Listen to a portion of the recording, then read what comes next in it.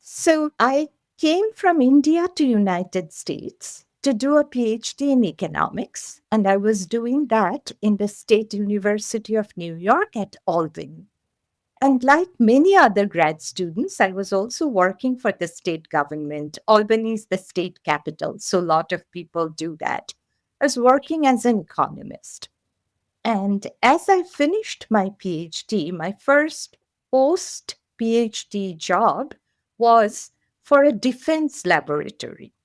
This was a bit unusual, and I'm, of course, talking about ages ago. Working for the government for economists is quite common, but not so much in a defense lab. It was the Sandia Defense Laboratory in Albuquerque, New Mexico. And there was a visionary nuclear physicist who started this program of creating a microsimulation model of the US economy. Sandia Lab had the world's largest massively parallel computer, and we were putting agents on the parallel nodes of that computer and trying to simulate their behavior. The project was just starting, so I joined at the very beginning. What I'm describing today, people will recognize it as AI or data science. You're listening to Data Analytics Chat, where data meets career. Welcome back to Data Analytics Chat, the podcast where we discuss the world of data, AI, and the careers shaping it.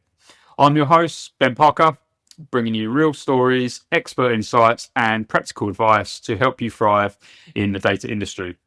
Today, I'm excited to welcome Nipa Basu, Data Analytics Executive.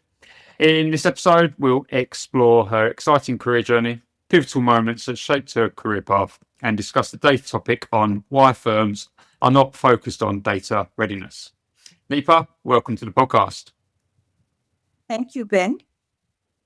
Cool. I look forward to today's conversation. Me too. So, do you want to start off with introducing yourself and sharing your career journey? Of course. I'm Nipa Basu. My career has been devoted to data analytics.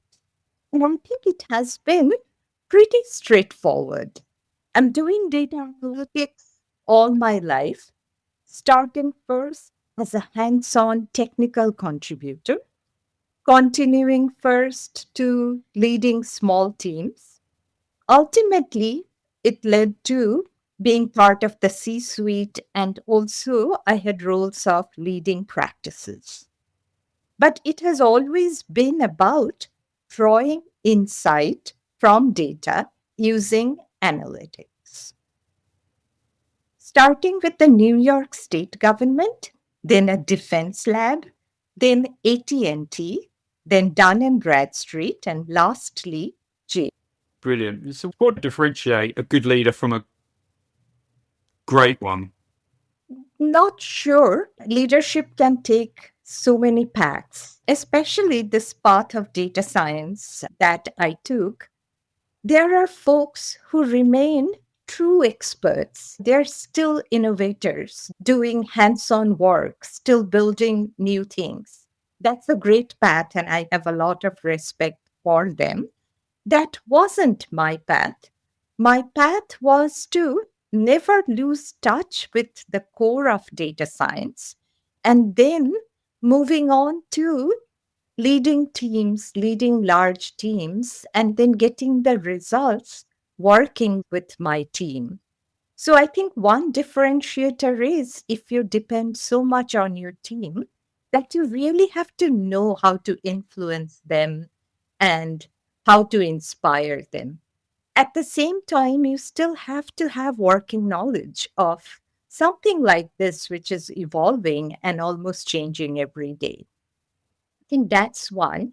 Then the other side of it, you have to be, this is a highly technical field, but you have to be able to tell the stories associated with this highly technical field to others who are not so technical, especially to the C suite. If you don't get buy in from the C suite, then you will really not be able to do much. So I would focus on those two. Okay, interesting. And I guess obviously, you've been successful with your career to make it to sea level, and there'll be listeners who got at leadership level already or lowered down the sort of their careers. How did you navigate your journey to become a CDO? Did you always want to have that goal in mind, or did it just gradually progress? Yeah, yeah. So I had a C-suite role. I won't say I had that in mind when I started my career. As I say, in the beginning, I was highly technical and I was primarily focusing on the technical role. Maybe if you don't mind, I can share the story of how I get involved in this field because I think is that okay if we go Yeah, there? brilliant. Yeah, please do. So I came from India to United States to do a PhD in economics, and I was doing that in the State University of New York at Albany. And like many other grad students, I was also working for the state government. Albany is the state capital, so a lot of people do that. I was working as an economist. And as I finished my PhD, my first post PhD job was for a defense laboratory. This was a bit unusual, and I'm, of course, talking about ages ago. Working for the government for economists is quite common, but not so much in a defense lab. It was the Sandia Defense Laboratory in Albuquerque, New Mexico. And there was a visionary nuclear physicist who started this program of creating a microsimulation model of the US economy. Sandia Lab had the world's largest massively parallel computer, and we were putting agents on the parallel nodes of that computer and trying to simulate their behavior. The project was just starting, so I joined at the very beginning. What I'm describing today, people will recognize it as AI or data science. We were not calling it that. At that time, we called it, I think, computer science. And I was an economist lucky enough to get involved in this very interesting project. I could stay there only for 2 years, and for family reasons, I had to move to the East Coast to New Jersey. And I started doing more traditional analytics as I joined AT&T. At that time, AT&T had very rich data. Then I spent a lifetime in Dun and Bradstreet that also had the world's largest small business data. And initially, all my interest was really to get my hands dirty and what I could find in the data. That was the goal. I was not looking at corporate hierarchy. I was not looking to get promoted. In fact, in the beginning, I resisted leading teams a little bit, fearing that I would lose my hands on skills. But then it happened over time. First, I had a very small team, then a slightly larger team. And then I got lucky because this is the time when, in parallel, this field of data science was growing. And whatever I was learning in Dun and Bradstreet or AT&T, I could find links to what the computer scientists were doing in that laboratory. So I think initially I differentiated myself as a highly technical person. So my teams wanted to work for me. They also wanted to work for a highly technical person. And then gradually I saw that perhaps my translating skills and storytelling skills are better than others. So gradually I became a liaison with the businesses and started contributing to business decisions. And I think I became part of the business decision making teams so easily because the company was so focused on data analytics. Data analytics was their product. So that's how it was a gradual move.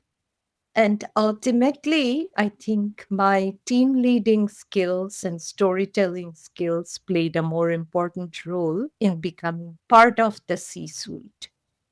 And this role of chief analytics officer, that itself was new. There were a handful of CAOs at the time.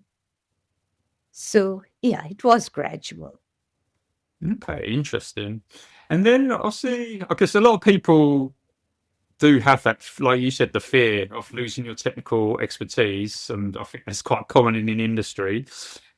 And also at that level, you are technically you're really experienced, and that's your expertise. How do you then start to unfold the softer skills, which is obviously important for the leadership aspects? Yeah. Yeah. I think it happened naturally. And I think for the longest time, I used to be the most technically savvy person in a group of people who are all actually quite good at soft skills and in communications, mostly a room full of MBAs and me. On the other hand, I will be the best storyteller in a room full of highly technical people, where everybody is really technically good, but my edge was that I could tell that story in plain English. The companies that I worked for also helped me. There are formal trainings, and folks who are listening, the junior folks who are still trying to improve these skills, just the same way nobody learns coding just by magic. You have to learn it. Similarly, good communication skills can also be learned and practiced. And it is important unless you want to be the mad scientist sitting in a room and inventing something great and not need to interact. Those are becoming more and more rare. Yeah, I agree. And so, how did you learn? Do you get mentoring? Was it out of hours, extra study, or classes? How did you go around doing this? All of it a little bit. There were different training programs, and most of this happened in Dun and Bradstreet, where I spent 20 years of my career. At different levels, the company invested in it. On my own, also a little bit. Yeah, it was a combination of a lot of small things, and I liked to do it. A lot of people don't like to go to a conference to present. I enjoyed doing that. And these things I discovered, I did not know it in the beginning that I will enjoy it. So, yeah, it was iterative experimentations Yeah, no, I and like that. things like that. Yeah, But you have to put yourself out there, don't you? Because if there's so many things in life that you don't do that you might actually love, you just need to trial and error, isn't it? absolutely. So then, looking back, were there key moments that you believe shaped your career? So, I don't think those were discrete moments, but continuously what was happening in this field shaped my career. When I chose this field, let's say I was a 25-year-old professional, I did not know where data science was going to be. At that time, dealing with data was a nerdy thing. You sit at the back office and you pour through the numbers. But as I was focusing on my career, hmm, everything about this field changed, right? It's so very early days. I can tell you another story. So I used to go to economics conferences, right, as a graduate student. And those conferences will be dominated by gray haired professors. They were always on stage.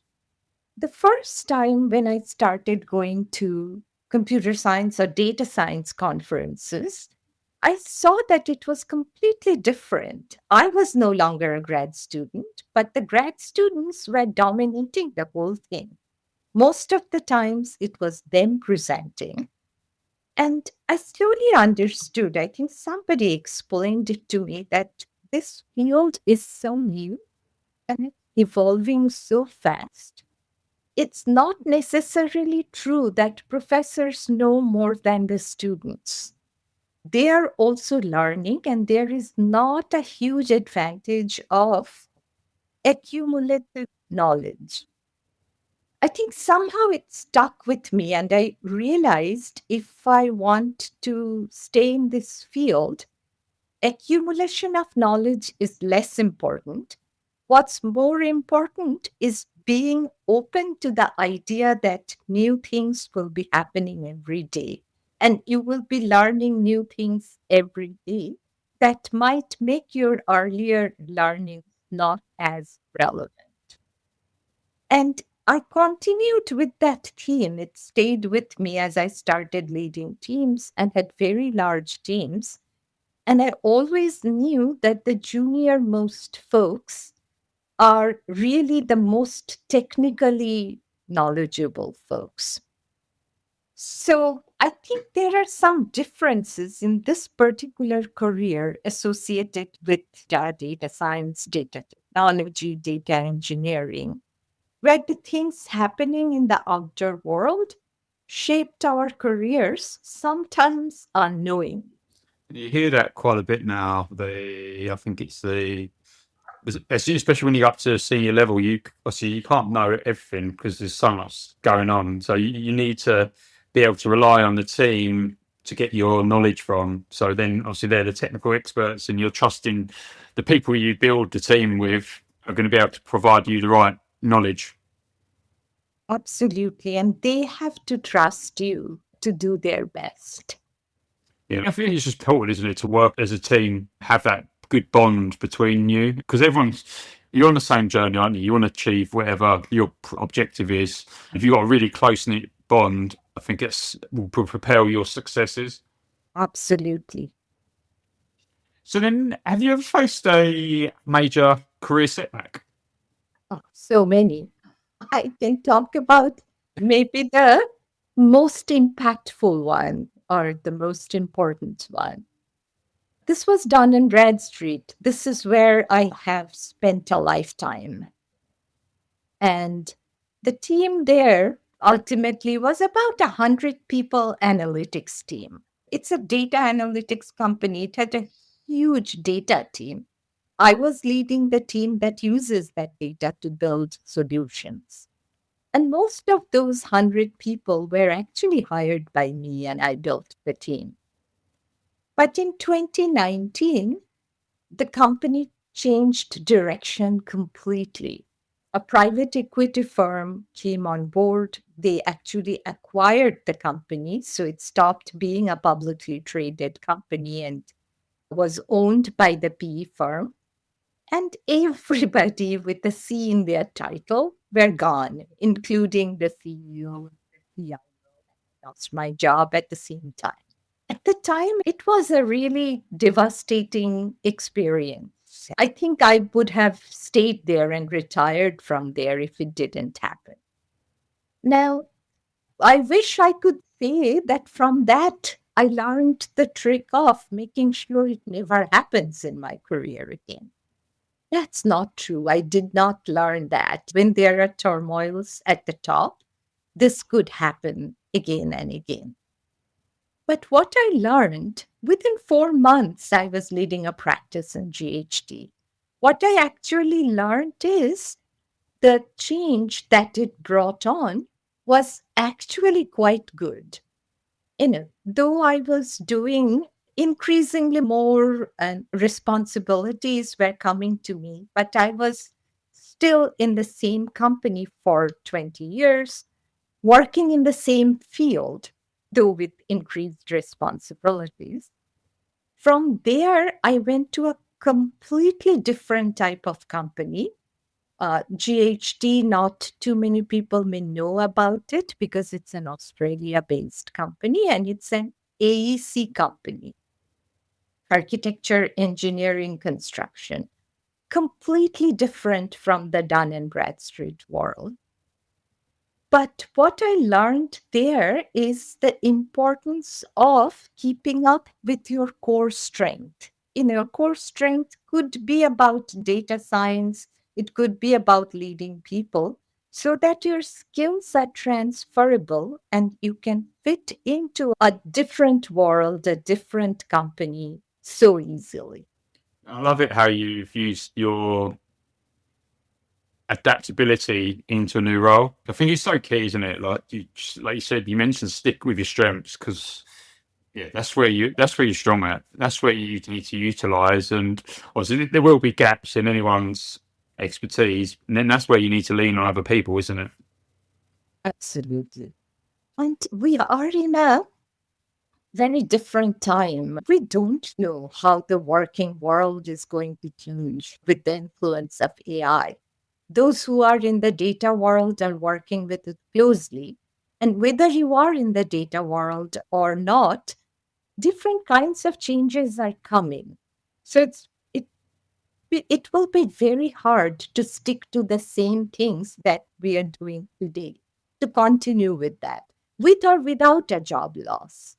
So that's why it's important to keep the skills relevant and up to date. Yeah, I agree. It's ever changing, and also I just wanted to go back on. You mentioned you built the team of 100 people, and that's obviously yeah, remarkable. How did you foster that culture? Because this is obviously a challenging job, isn't it? Building a team, and I guess building a team and management is completely, or leadership, whatever you want to call it, is completely different skill set. So, how did you go about building a sort of a large team? Yeah. In Dun and Bradstreet, I had 100 people team. And then in GHD, I actually had a team of about 200. And I've talked about both because the two teams were quite different. In Dun and Bradstreet, I built the team almost from scratch. There were probably 5 or 6 people who were parallel to me when I started leading analytics, and they became part of my team. But then I started hiring, and we hired really junior folks, fresh PhDs, primarily because of their technical skills. And the industries were different. In Dun and Bradstreet, it was an established data analytics company. The clients were mostly financial services, banks, insurance companies, retail, telecom. Clients were also data natives. They were in that data world. And our role was to prove to them they will continue to do business with us if we can prove that our solutions are better than our competition. So there was a lot of focus on building further the technical acumen, the quality of data science, and the quality of data. This company's product was data. So it was easy to get investment in those. So the teams consisted of young, ambitious folks who are really interested in data and the technical development. And then I had team leads. Of course, I did not have all of them as direct reports. So the leaders were senior data scientists who also had the soft skills. There was almost nobody in the team who was not technically very good. That was the necessary condition, but they had the soft skills, and I was really running the team relying on them. In GHD, the experience was slightly different.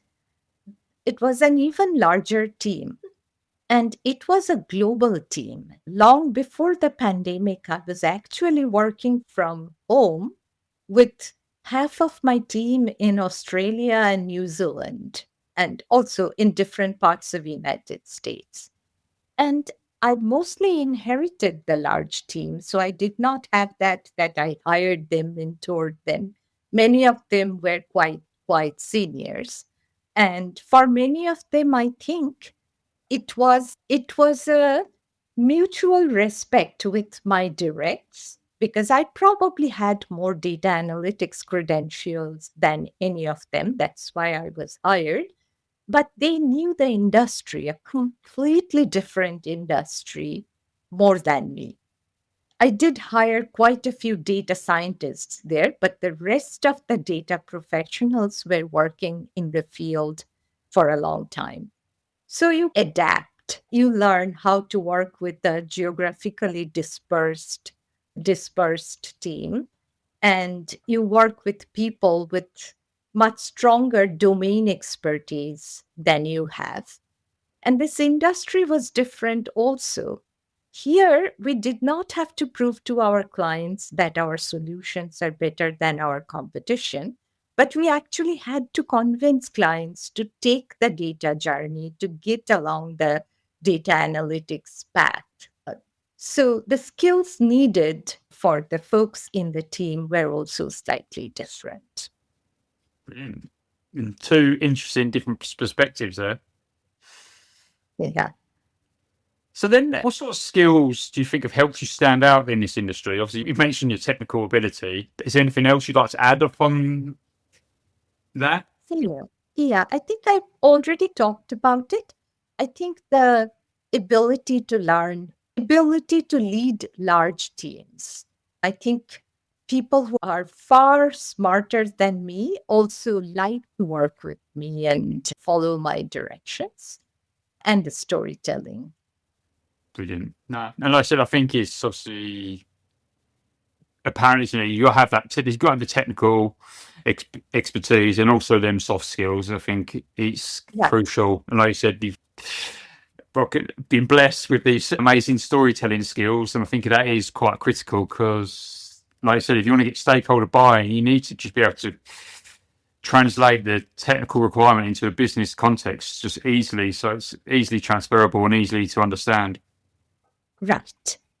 So let's move on to the data topic then, and we're going to discuss why are firms not focused on data readiness.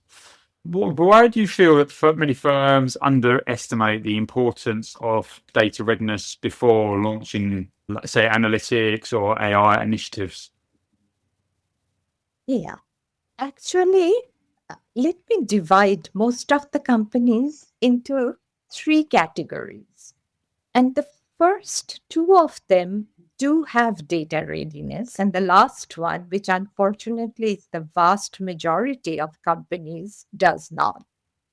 For the three categories, I will say the first category is the companies whose product is data or analytics or AI, like Dun and Bradstreet was, like all the AI providers, whether they're startups or big IT companies. When data or technology is their product, it's different. Second are there's certain industries, and as a result, certain companies within those industries that are digital natives. They were data savvy for a long time, long before AI came in the picture. They were always, though they were not selling data like Dun and Bradstreet, it's not their product, but they were harnessing the power of data to get ahead.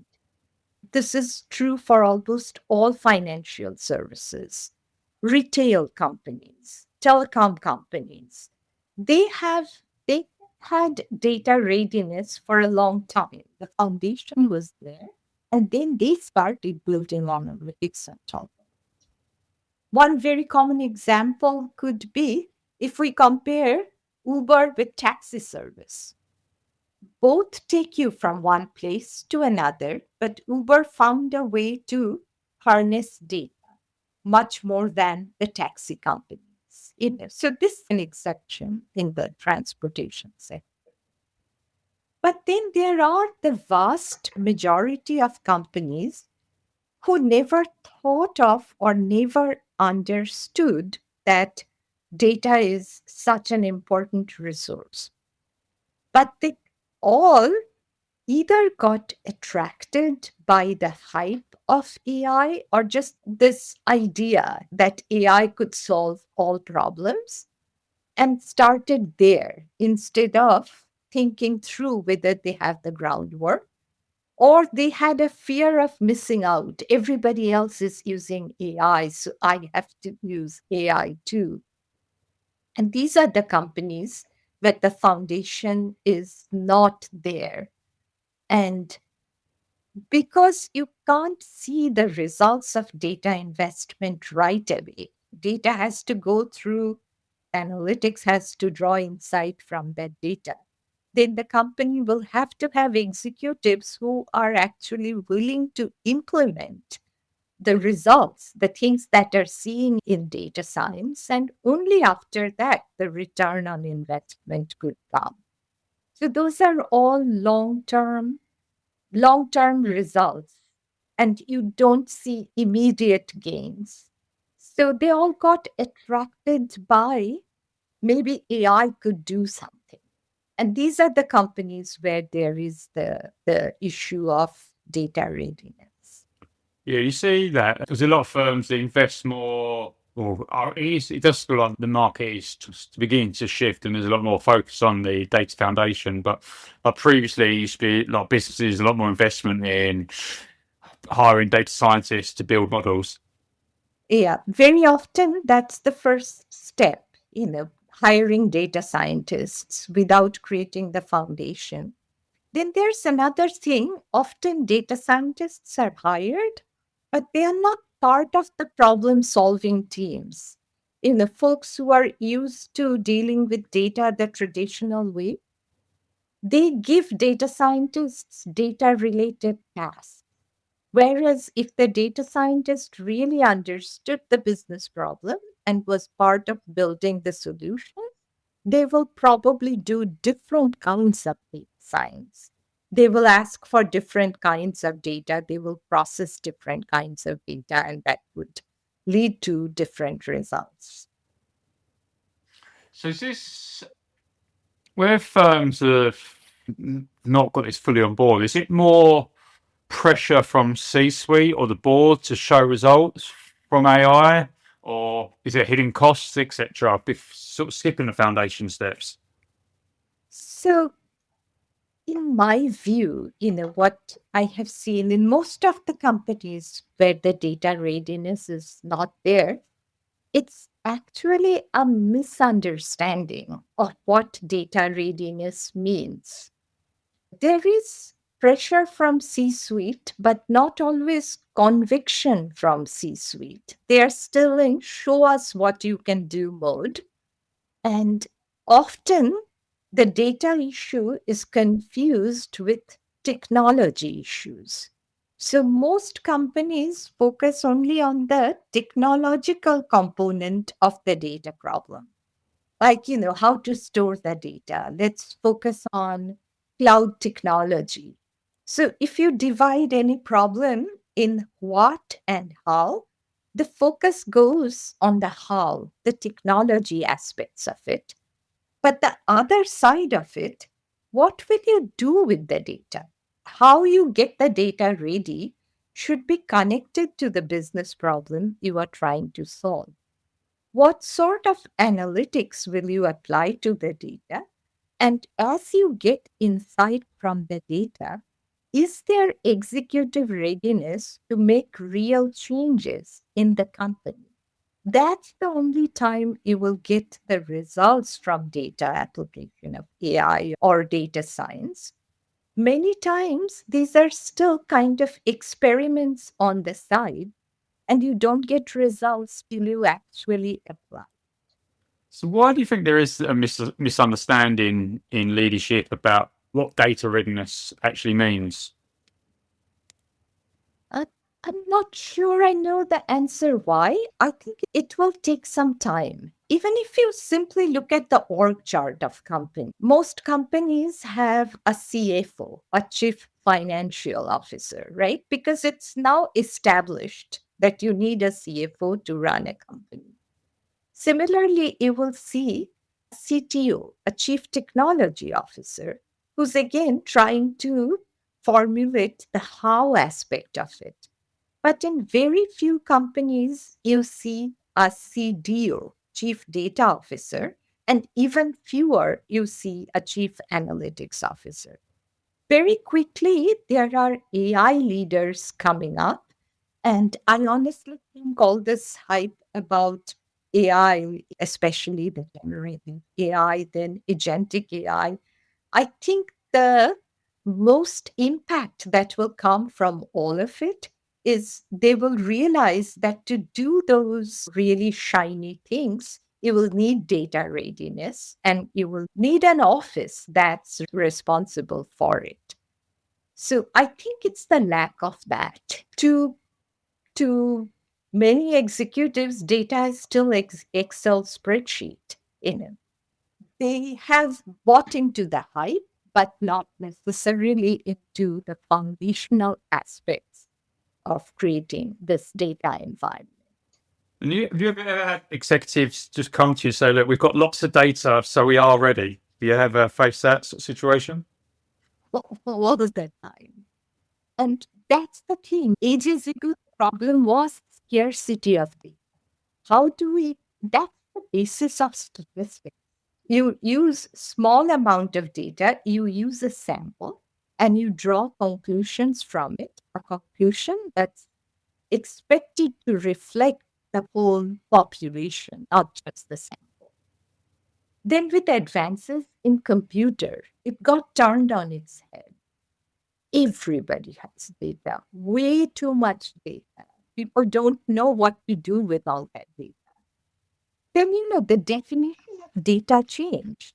There was a time when if somebody said data, you will think of rows and columns of numbers.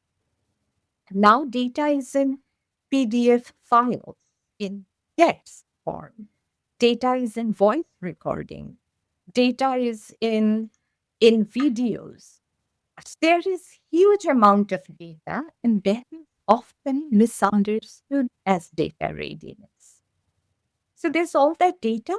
It's not in one place, it's in 10,000 disparate systems.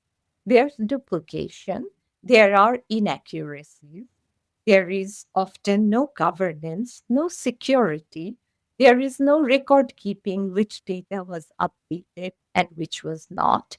As I was saying, there aren't too many CDOs, but when they are there and when they exist in different with different titles, their job is hard, really hard.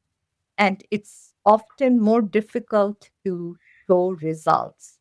So, yes, that was the most common thing. Instead of explaining the business problem, we have all this data. What can we do? Okay, interesting. Then, can you provide an example of why AI initiative would not take off then?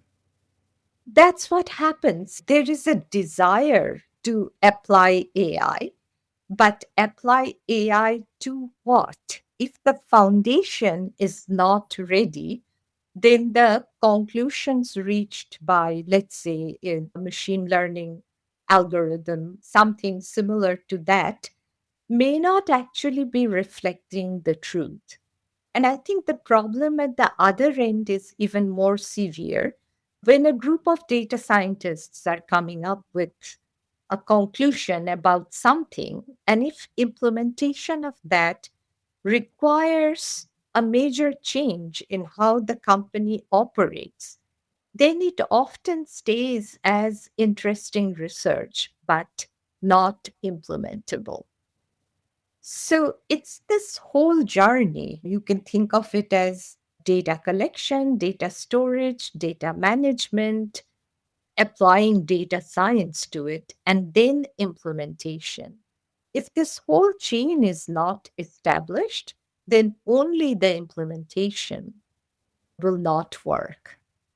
There are AI vendors out there, right? They're trying very hard. They have their softwares and they have their platforms.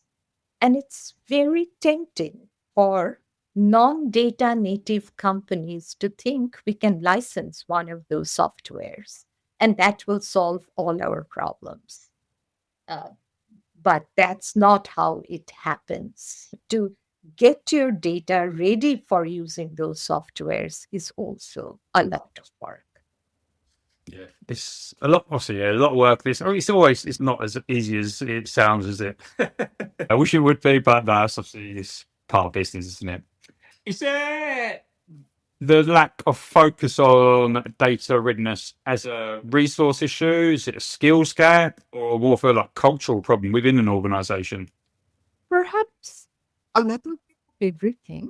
Most of the time, what I have seen is it's a cultural problem to start with that leads to the skills gap and the resource gap. If the data leader is not at the right table with other executives in a position to influence the CEO, who's not expected to be a data expert or a technology expert, then there is no one to attract the investment to hire the resources with the right skills. I think it has happened for technology. A CTO is a much more established role in different organizations. Till that happens for data professionals, I think this is a hard problem to solve. Yeah, definitely. Again, it's because every business has its problems, and it's everyone's got their own objectives, isn't it? So there's no easy answer, unfortunately.